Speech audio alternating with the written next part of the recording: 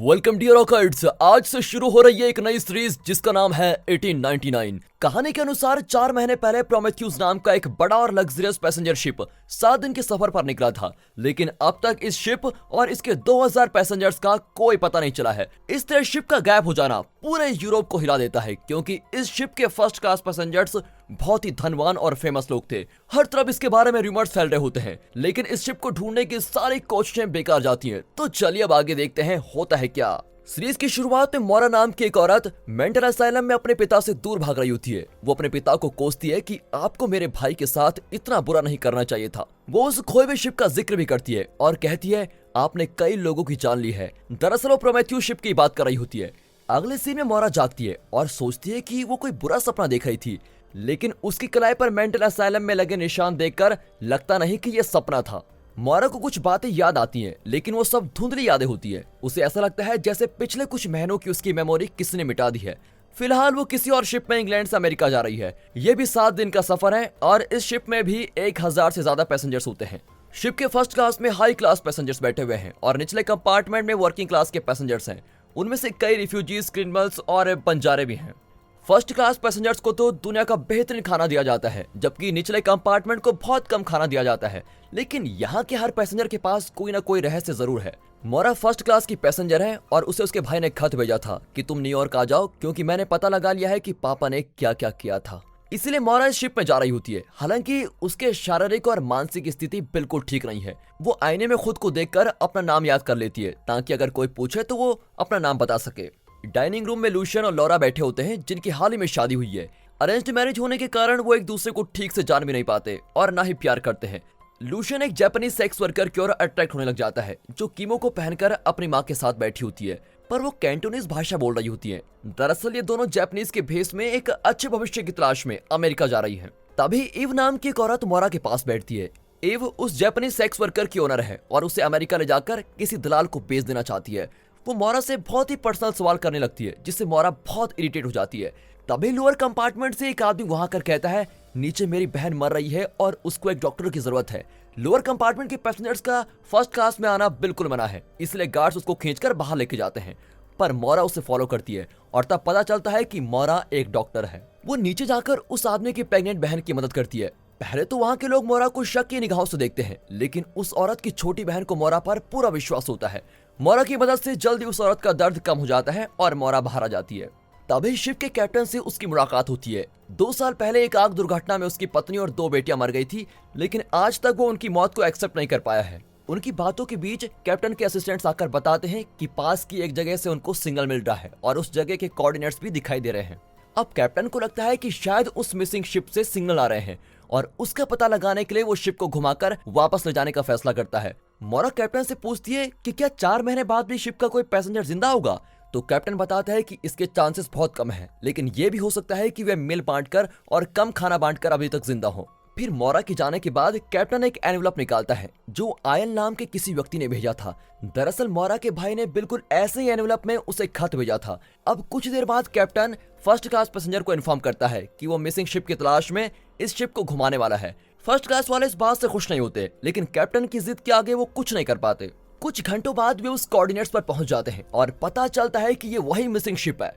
Captain अपने assistants को life boat नीचे करने का ऑर्डर देता है और एक टीम उसके साथ भेज देता है। इस टीम में लोअर कंपार्टमेंट के 2 आदमी ओलेग और जेरोम मोरा को सुपरवाइज करने के लिए कुछ होते हैं। वे शिप तक पहुंचकर ऊपर चढ़ते हैं तो वहां पर कोई नहीं होता। इतना ही नहीं, मरे हुए लोगों की लाशें तक नहीं होती और ऐसा लगता है कि सब उस शिप को छोड़कर चले गए। अब कैप्टन कंफ्यूज होता है, क्योंकि सिग्नल देने वाला डिवाइस तो डिस्ट्रॉय हो चुका है, फिर उन्हें सिग्नल कैसे मिला। अचानक मोरा फ्लोर पर एक भौरे को देखकर उसको फॉलो करने लगती है।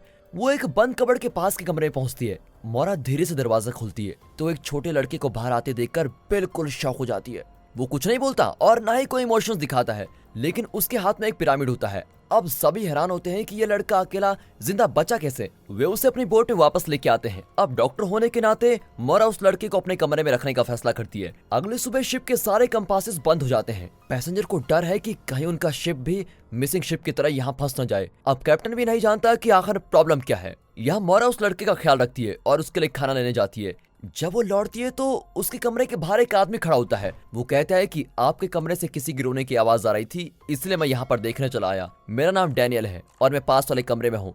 मोरा को उसका चेहरा देखा हुआ लगता है और वो पूछती है क्या हम पहले भी मिल चुके हैं, लेकिन डैनियल ठीक से जवाब नहीं देता और अपने कमरे में चला जाता है। फिर मोरा उस लड़के से पूछती है कि तुम उस शिप में क्या कर रहे थे। इस पर वो मोरा को अपना पिरामिड पकड़ा देता है। लगता है वो कुछ बताने की कोशिश कर रहा है, लेकिन मोरा को उसकी बात समझ में नहीं आती।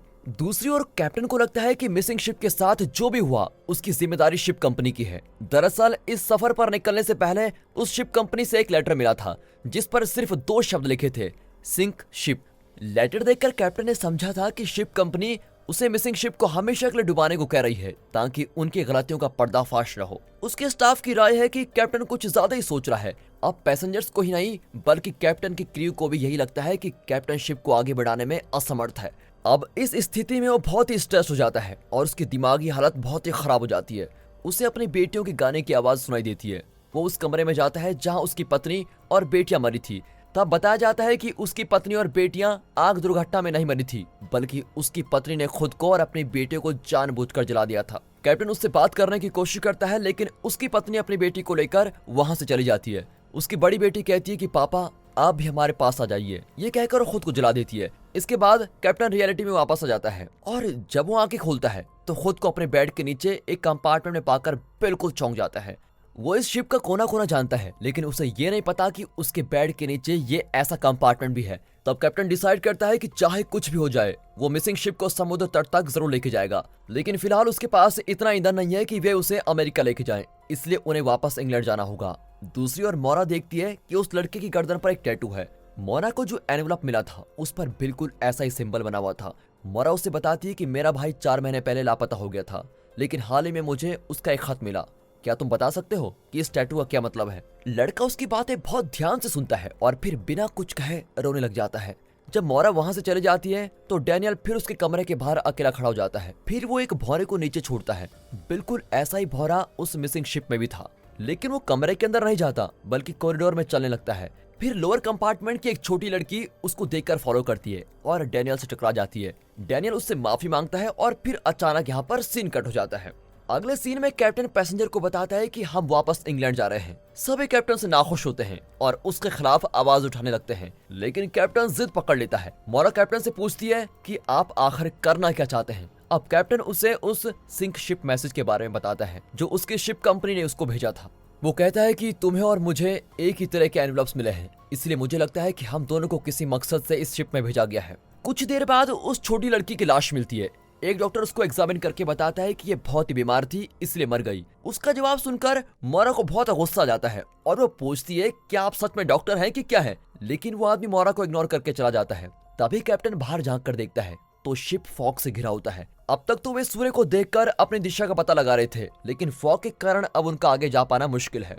फिर कैप्टन मोरा के साथ अपने कमरे में आता है। वो मोरा को अपनी बेटी का एक रिबन दिखाता है जो उसे मिसिंग शिप से मिला था। न जाने क्यों कैप्टन को लगता है कि उसकी फैमिली उस शिप में थी, हालांकि वो बहुत पहले मर गए थे। फिर मोरा और कैप्टन उस मिसिंग शिप में जाने का फैसला करते हैं ताकि उस शिप के कैप्टन का लॉग बुक देखकर पता लगाया जा सके कि उस शिप में आखिरकार हुआ क्या था। वे लाइफ बोट को नीचे करने जाते हैं, लेकिन सिक्योरिटी हेड उनको रोक लेता है। वो गुस्सा होता है कि पैसेंजर्स की मर्जी के खिलाफ कैप्टन शिप को इंग्लैंड क्यों जाना चाहता है, लेकिन कैप्टन उसकी परवाह नहीं करता और लाइफ बोट नीचे करता है। उनके जाने के बाद सिक्योरिटी हेड और कैप्टन का सेकंड इन कमांड पैसेंजर्स को कैप्टन के खिलाफ भड़काने का फैसला करते हैं। सिक्योरिटी हेड लोअर कंपार्टमेंट में जाकर उस लड़की की मौत के बारे में बता देता है। वो उन्हें कैप्टन के खिलाफ बगावत करने को भी कहता है। लोअर कंपार्टमेंट के पैसेंजर्स के पास इतने पैसे नहीं होते कि वे दोबारा एक ट्रिप का टिकट खरीद सकें, इसलिए वे इंग्लैंड लौटना नहीं चाहते। कुछ देर बाद 3 और लाशें मिलती हैं जो उस छोटी लड़की की तरह मरे थे। अब लोगों का गुस्सा और बढ़ जाता है और वे अपने हक के लिए लड़ने का फैसला करते हैं। कैप्टन और मोरा मिसिंग शिप में पहुंच जाते हैं, लेकिन सभी ऑफिशियल पेपर्स जलकर राख हो चुके हैं। आखिर एक पेपर कैप्टन के हाथ लगी जाता है जो जला हुआ नहीं है। दीवार पर एक अजीब इलेक्ट्रिक बोर्ड भी लगा होता है। कैप्टन एक्सप्लेन करता है कि इससे स्टीम का प्रेशर मापा जाता है। पिछले 1 साल से कई शिप्स में ये नया सिस्टम लगाया जा रहा है, लेकिन प्रैक्टिकली ये एकदम यूजलेस है। अगर ये यूजलेस है तो फिर इसे शिप में फिक्स क्यों किया जा रहा है? अब कैप्टन को अपने शिप के पैसेंजर्स की फिक्र होने लग जाती है, क्योंकि उसके शिप में भी ऐसा ही इंस्ट्रूमेंट लगा हुआ है। अब कैप्टन को यकीन हो जाता है कि शिप कंपनी जरूर कोई गोलमाल कर रही है, जिसकी वजह से शिप के साथ हजारों लोग गायब हो गए हैं। यहाँ जापानीज सेक्स वर्कर समुद्र को देख रही होती है। लूसियन उससे बातें करने की कोशिश करता है, लेकिन वो लूसियन को इग्नोर करके चली जाती है। ईव ये सब देख रही होती है। वो लूसियन से मिलती है और कहती है तुम एक रात उसके साथ बिता सकते हो, लेकिन बदले में तुम्हें बहुत सारे पैसे देने पड़ेंगे। फिर ईव उस लड़की को चेक करके पता लगा लेती है कि वो वर्जिन है। तब फ्लैशबैक में दिखाते हैं कि जापानीज सेक्स वर्कर की माँ एक ब्रोथल में काम किया करती थी। एक दिन वहाँ की बेस्ट सेक्स वर्कर को फॉरेन जाकर एक अच्छा फ्यूचर बनाने का मौका मिला, लेकिन जापानीज सेक्स वर्कर और उसकी माँ ने जलन के मारे उस लड़की को मार डाला था और उसकी जगह पर ये दोनों शिप में आ गई। वो जानती है कि उसने जो किया गलत किया है, इसलिए वो लूसियन के साथ रात गुजारने के लिए तैयार हो जाती है। रात को लूसियन अपनी पत्नी से झूठ बोलता है कि मुझे दूसरे कमरे में सोना है। वो अपनी मेडिसिन भी नहीं लेता। अब इस वजह से जब वो सेक्स वर्कर के पास जाता है तो उसे दौरा पड़ने लगता है। तब पता चलता है कि लूसियन इम्पोर्टेंट है और मेडिसिन के बिना वो कुछ नहीं कर सकता। अपने शिप में लौटकर कैप्टन उस पेपर को देखता है जो उसे मिसिंग शिप में मिला था। उस शिप के पैसेंजर लिस्ट में मोरा का नाम देखकर वो बिल्कुल चौंक जाता है। उसके समझ में ही नहीं आता कि वो बचकर दोबारा शिप में कैसे आ गई और वो क्या रहस्य छुपा रही है। अगले सीन में डैनियल मोरा से पूछता है कि कैप्टन के बारे में तुम्हारा क्या ख्याल है। ऐसा अजीब सवाल सुनकर वो कहती है मुझे कैप्टन पर पूरा विश्वास है। उन्होंने अपनी लाइफ में बहुत कुछ खोया है, लेकिन कैप्टन वही करेंगे जो इस शिप के पैसेंजर्स के लिए सेफ है। इसी बीच लोअर कंपार्टमेंट के पैसेंजर्स गन्स और दूसरे वेपन्स इकट्ठा करने लगते हैं। वे इस शिप पर कब्जा करके इसे अमेरिका ले जाना चाहते हैं और बहुत ही जल्द वे कैप्टन को भी घेर लेते हैं। डैनियल उस अजीब मशीन का इस्तेमाल करने की कोशिश करता है। कैप्टन और उसके 3 सपोर्टर्स के हाथ बांधकर उन्हें केबिन में बंद कर दिया जाता है। तभी चीफ सिक्योरिटी देखता है कि शिप के कंपासेस फिर से काम करने लगे हैं और जब वे अपनी लोकेशन चेक करते हैं तो ये जानकर चौंक जाते हैं कि वे उसी जगह पर हैं जहां से 3 दिन पहले निकले थे। क्रू के दूसरे मेंबर्स भी बिल्कुल कंफ्यूज हो जाते हैं क्योंकि उन्हें यकीन है कि शिप तो लगातार चल रहा था, फिर ऐसा कैसा हो सकता है। इतने में लोअर कंपार्टमेंट के लोग एक स्टाफ मेंबर को घेर लेते हैं और पूछते हैं कि लोअर कंपार्टमेंट के लोग अचानक मर क्यों रहे हैं। डर के मारे वो आदमी सब कुछ बता देता है। जब से उस मिसिंग शिप का पता चला है, हमारे शिप में अजीब बातें हो रही है और लोग अचानक मर रहे हैं। अब लोगों को लगता है कि उस शिप में जो लड़का आया था वो कोई बीमारी साथ लेके आया है, इसी वजह से यहाँ के लोग मर रहे हैं। अब इनका सारा गुस्सा उस लड़के पर होता है और वे उसको जान से मार डालना चाहते हैं। वे मोरा के कमरे में जाते हैं, लेकिन वहाँ लड़के को ना पाकर वे मोरा को अंदर लॉक कर देते हैं। मोरा को उस लड़के की बहुत चिंता होने लगती है। तब बेड के नीचे से एक आवाज आती है। वो देखती है कि नीचे एक कंपार्टमेंट है। बिल्कुल ऐसा ही कंपार्टमेंट कैप्टन के बेड के नीचे भी था।